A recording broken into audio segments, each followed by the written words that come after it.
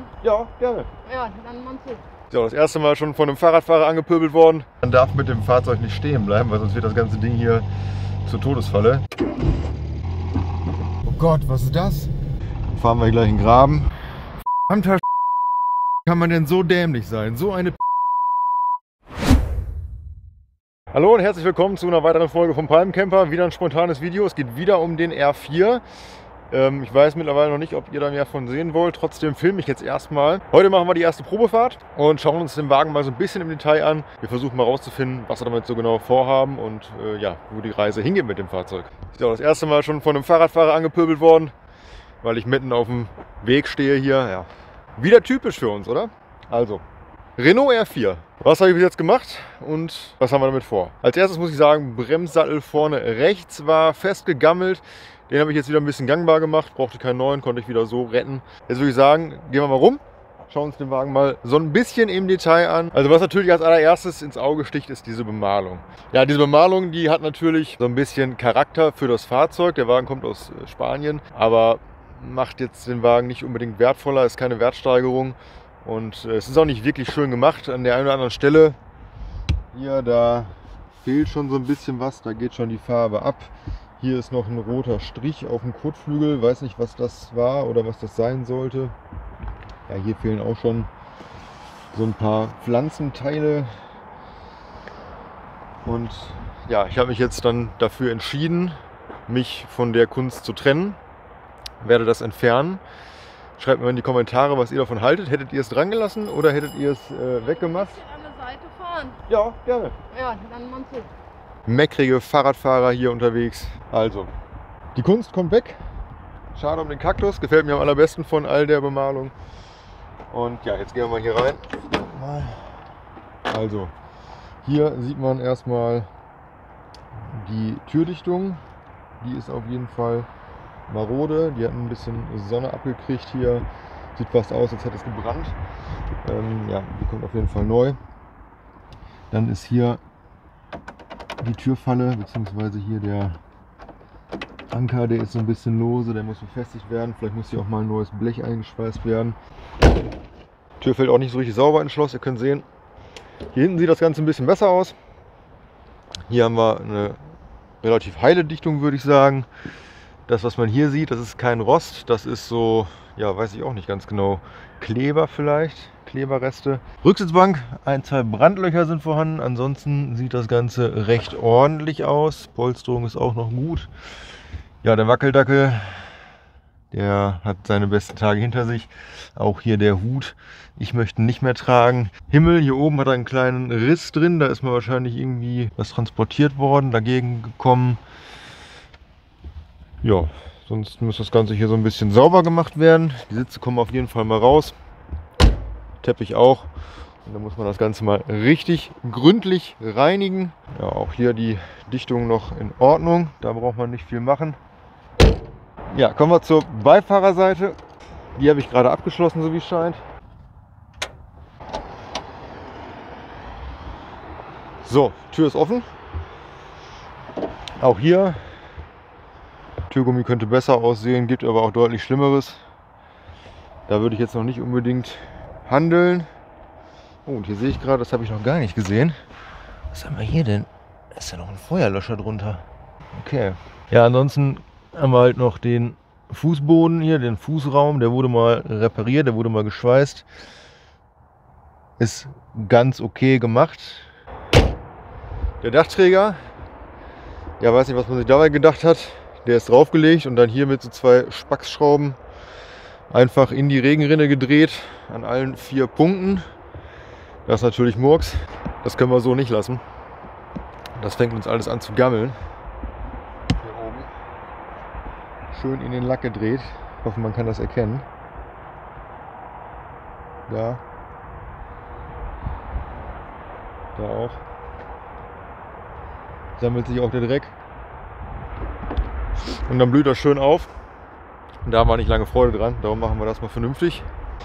Heckklappe ist so ein bisschen in Mitleidenschaft gezogen, die ist hier oben aufgerostet, das ist somit das schlechteste Teil, da machen wir auch ein bisschen was frisch.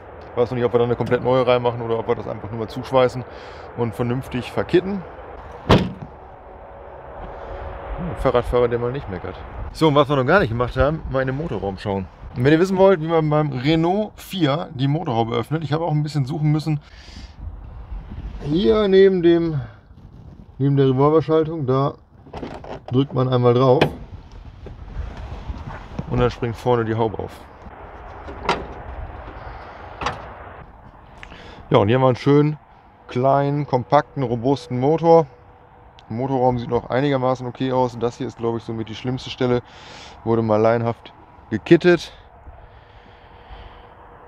Scheibenwaschbehälter, Scheibenreinigungsbehälter wurde mal nachgerüstet.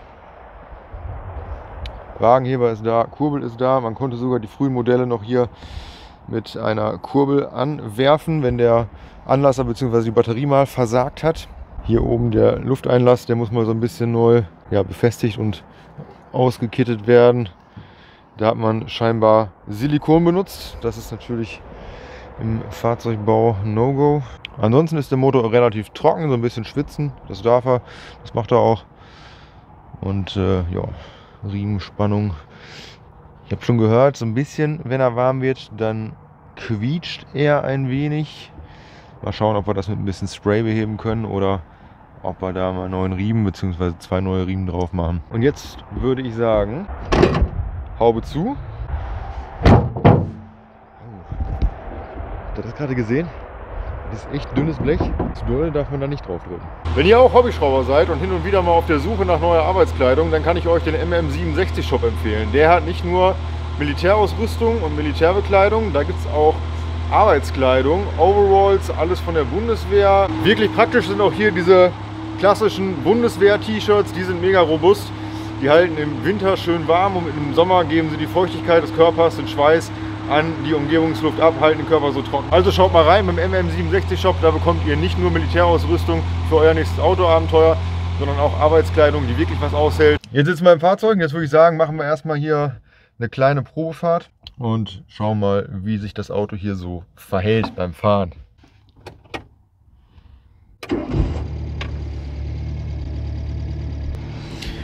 Also ich muss ja wirklich sagen, der Motor springt ganz hervorragend an. Das ist schon mal ein gutes Zeichen, der läuft auch echt solide.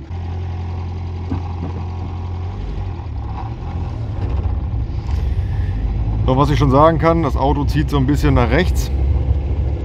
Wenn ich das Lenkrad jetzt loslasse, fahren wir gleich in den Graben.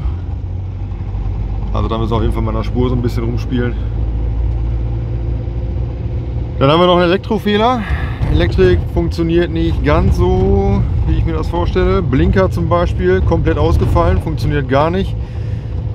Scheinwerfer geht nur Standlicht und nur Fernlicht. Das heißt, da haben wir irgendwo ein Problem, entweder am Schalter, Sicherung, Massefehler, wie auch immer. Wann ist das passiert, dass Fußgänger und Fahrradfahrer glauben, die Straße gehört ihnen und für Autos kein Platz mehr ist? Ich werde hier schon zum 3. Mal angemeckert heute, weil ich mit dem Auto durch die Gegend fahre. So, jetzt ist der Wagen so ein bisschen warm gelaufen. Und Achtung, jetzt kann man hören, jetzt fängt er an zu sprechen. Könnt ihr das hören?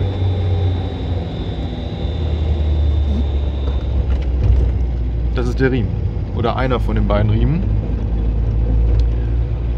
Und da werden wir uns auf jeden Fall drum kümmern müssen. Ja, ansonsten muss ich sagen, fährt der Wagen tatsächlich echt recht ordentlich. Ich weiß nicht, ob ihr das auch kennt. Weil ich ja so ein bisschen dieses Popometer. Wenn das Popometer sagt, Auto ist gut, dann ist das meistens auch gut. Hier und da natürlich so ein paar Kleinigkeiten, aber grundsätzlich wird die ganze Nummer dann laufen. Der Wagen fährt sich echt solide, muss ich sagen. Da läuft ein Reh über die Straße. Habt ihr das gesehen? Da läuft ein Reh über die Straße.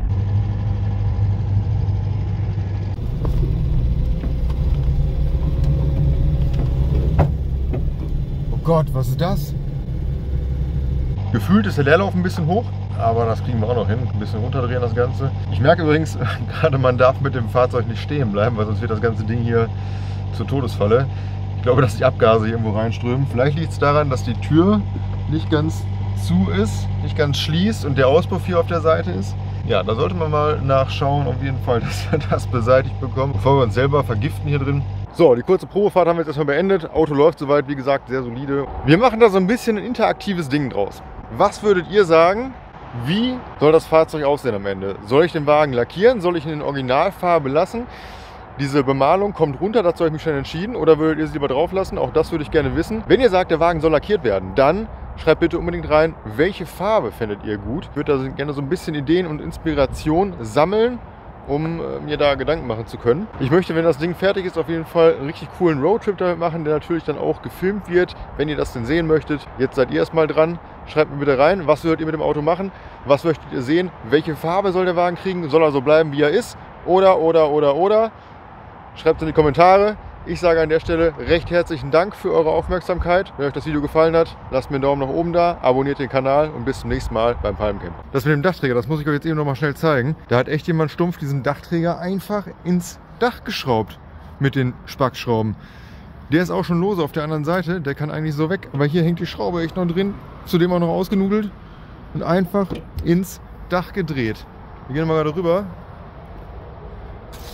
Schaut euch das mal an hier.